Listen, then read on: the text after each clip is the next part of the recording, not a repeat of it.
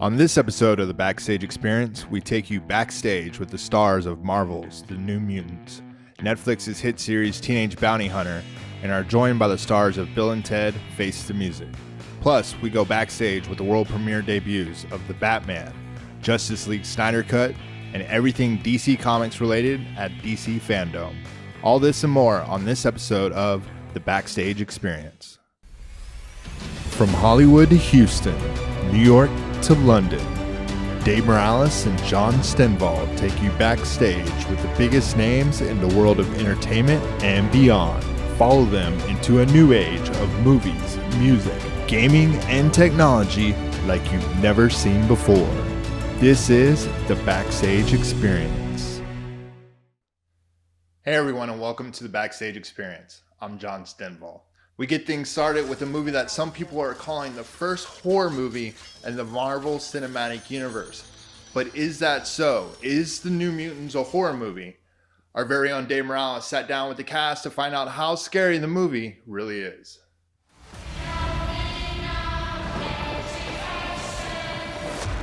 This isn't a hospital, it's a cage.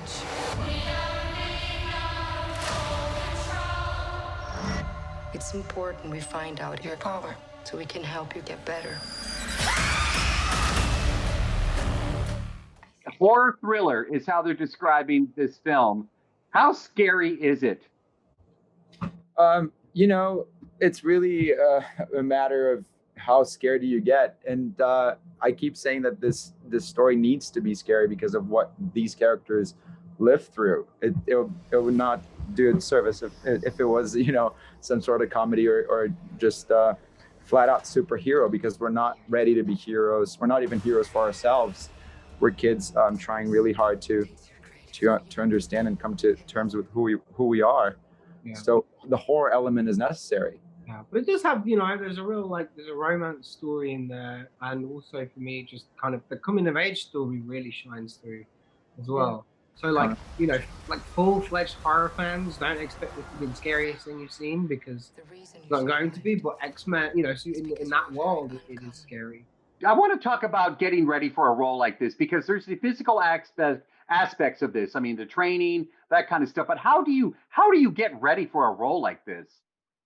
This one specifically, I did a lot of action films and also I do a TV show that involves a lot of action. But it's for this one specifically, it was more connecting to the director than physically getting ready. But Josh loves references, so I tried to prepare related to that, to what references he wanted and what kind of energy he wanted this character to bring to these New Mutants to guide them. So it was more related to that. I had a few interesting things that we put it on, but just details more than anything. I think I have just a few actions of it.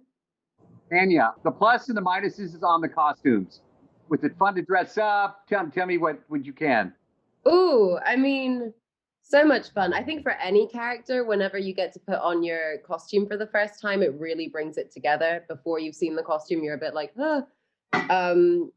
but obviously when it comes to a movie where you have superpowers, the costume element of that is when it really comes together, because beforehand you're just using your imagination. So the first time I wore the arm felt good. I like that feeling. That was a good feeling. I really enjoyed the costume fittings and creating Rain, and she is someone who isn't particularly outgoing vocally, so we really wanted to get into the way that she likes to feel. And I think of all of the girls, she had probably the most practical and comfortable outfit, and I was very grateful for that. But I've never really played a role where I can be super comfortable, but even just shredding the sleeves and poking my thumbs through the holes, and just all of these things from my childhood that I would witness girls in my school doing, or even boys, people who they weren't the center of attention. They were quiet and sitting in the back of class. I wanted to really get into the physicality of those people, and the costume really helps with something like that.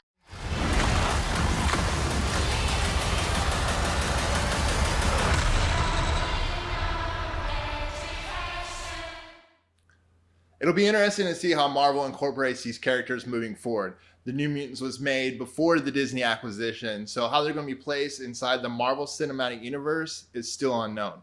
Right now, the only way to see the New Mutants is in theaters. So there's no word whether or not they're going to be put on Disney Plus or on Hulu. Apparently, there's an old contract saying that it has to be released in theaters first. So hopefully it'll be on one of those two platforms hopefully in the next few weeks. Another movie in theaters this week reunites Keanu Reeves and Alex Winter in Bill and Ted Face the Music.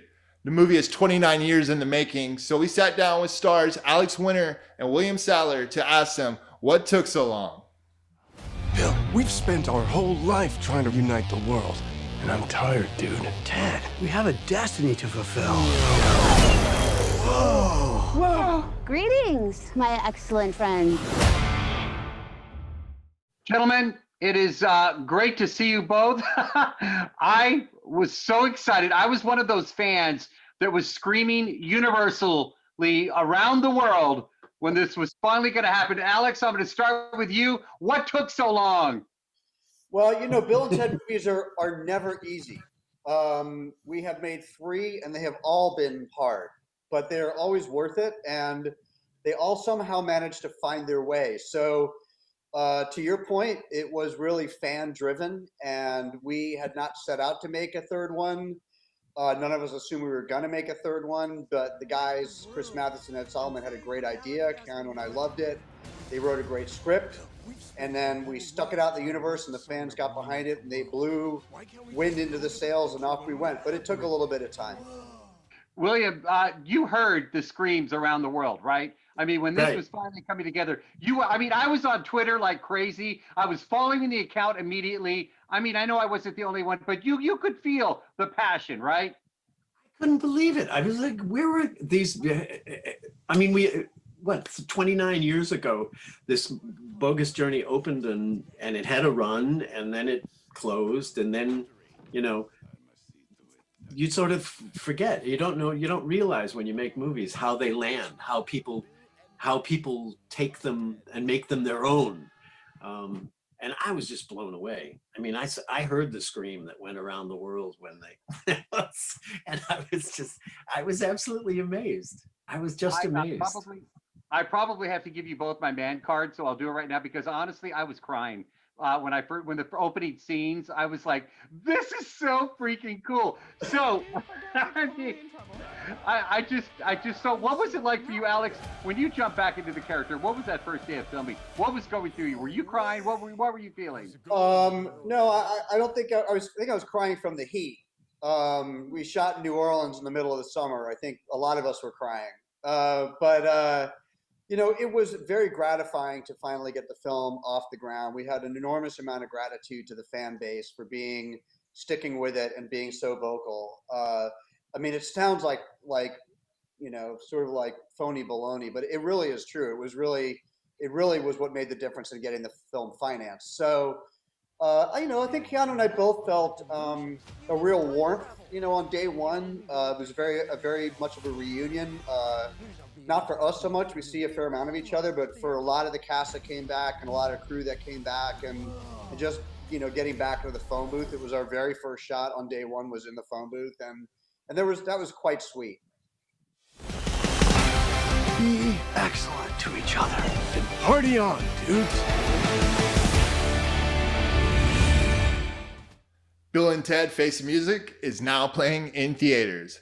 If you've seen the first 2 in Bill and Ted movies, then this is definitely going to be a nostalgia trip. And if you haven't, don't worry, because the movie is a hilarious comedy on its own. But I still got to recommend to go back and watch the first 2 films. Coming up next, David Johnson takes us behind the scenes of DC FanDome with world premiere previews of The Batman, the Justice League Snydercut, and more. That's next on the Backstage Experience. I don't care how many demons he's fought and how many hells. He's never fought us. Not us united.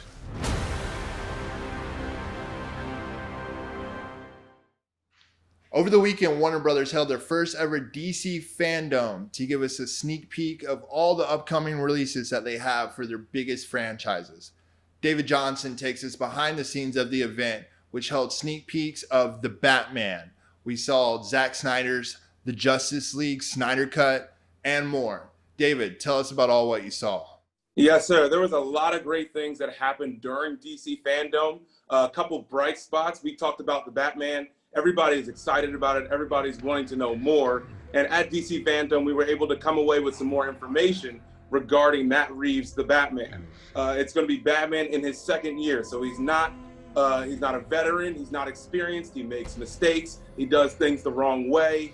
Matt Reeves wants to make this more of a personal drama. Some of the characters that you may know of, the Riddler or the Penguin, they're going to look completely different from what we've seen before in any movie, whether it's Michael Keaton's Batman, whether it's Christian Bale. What we're going to see in this movie is going to be completely different. Think Batman meets Seven or the Zodiac Killer. That's the vibe that Matt Reeves talked about. The second thing we kind of saw was Wonder Woman.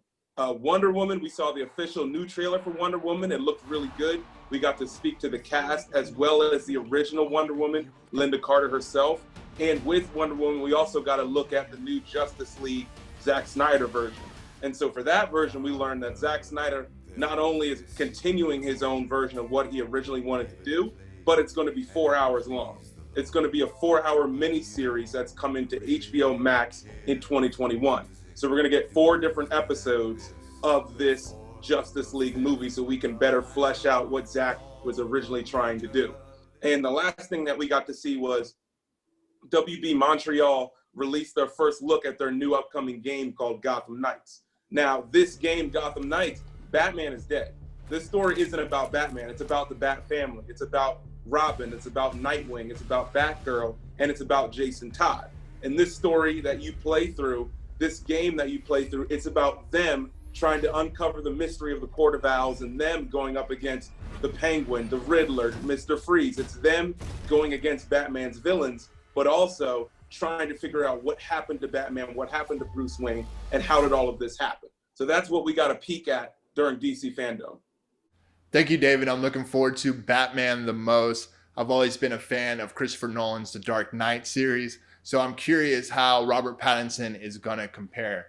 One thing I do like is that he is playing a younger Batman, so that's going to open up the potential for a lot more spin-offs in that entire DC universe.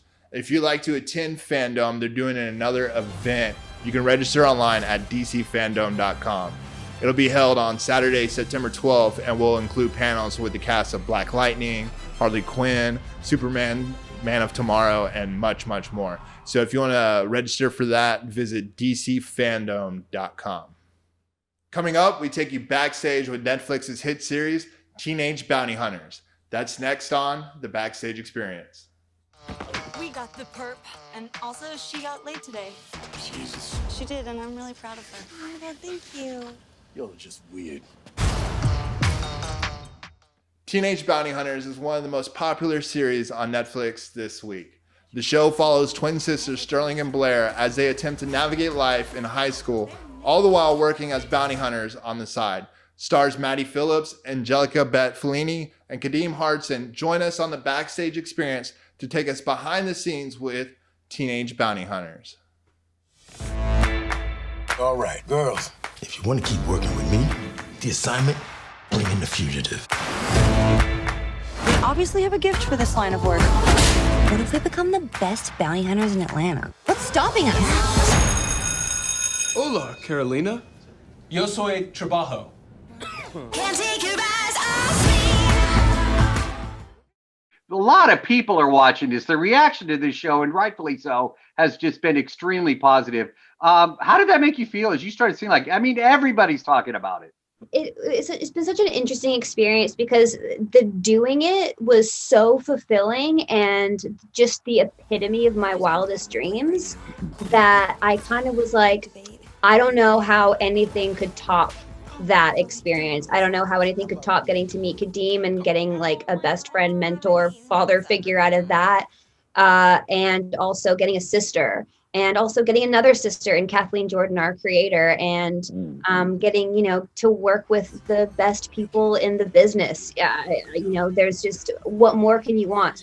I had an expectation that this show would be enjoyed and that it would find its audience. I'll tell you, one of the best things that's that's happened is that people who I did not expect to like the show, I worked with an actor on The Gifted who I would say is in his 30s and very macho man. In his apartment, he's got a dummy with an arrow through it and a gas mask. Yeah.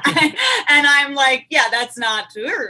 And he texted me and he said, I don't think that this show was my genre. You know, it's not geared towards me. And I have to tell you, I'm into episode 2 and I am cracking up. And I was like, this is insane. It's transcending, you know, stereotypes of even people who watch certain types of shows.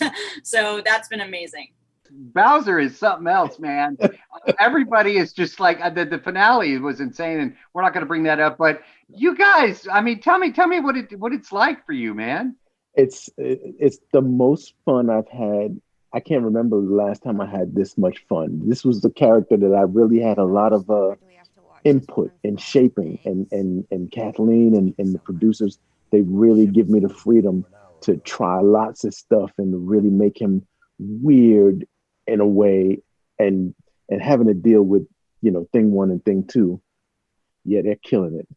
And I'm in there and I'm in the pocket and I'm popping, I'm hitting my beat every time I gotta hit I'm right in the pocket with them, but they're on a run. Yeah, it's fantastic. I couldn't even be happier. This has to remain top secret. You're right. Twin swear.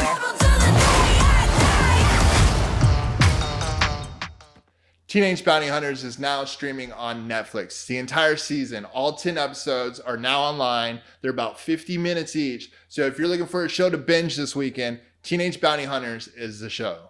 We have a lot coming up at BackstageOL.com this week. We're checking in with James House, who's going to give us a preview of what we can expect. Hey, James. Hey, John. How's it going? Coming up on Saturday at 2 p.m., we've got Mulan on all of our Backstage OL accounts. We have exclusive interviews with Donnie Yen, Jet Li, and Mulan herself, Yifei Liu. So be on the lookout for that on Saturday. This Sunday, we take you behind the scenes of the faith-based drama Fatima. Star Stephanie Gill sits down with us to talk about the movie based on the 1917 Our Lady of Fatima events. And then we kick off the week with backstage coverage of Netflix's science fiction drama Away with Hilary Swank on Monday, followed by Power Book 2 Ghost stars Method Man and Mary J. Blige on Tuesday. We've got all this coming up and more, so follow Backstage OL on Instagram, Twitter, and YouTube to stay up to date with all this breaking news. This week at the Backstage Experience, we had a lot of coverage for you. Dave, what was one of your favorite stories?